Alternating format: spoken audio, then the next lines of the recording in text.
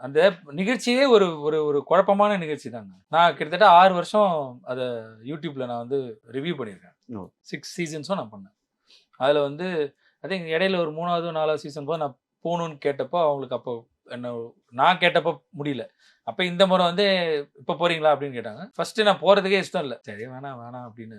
அப்புறம் வந்து சரி போயிரலாம் அப்படின்னு போயிட்டேன். ஓகேன்னு சொல்லிட்டேன். கடைசி 3, 4 நாள் முன்னாடிலாம் எனக்கு வந்து ஐய்யய்யோ! வேணாம். எதுக்கு உள்ள போயிட்டு நம்ம வந்து திருப்பி ஏதாவது அதுதான்.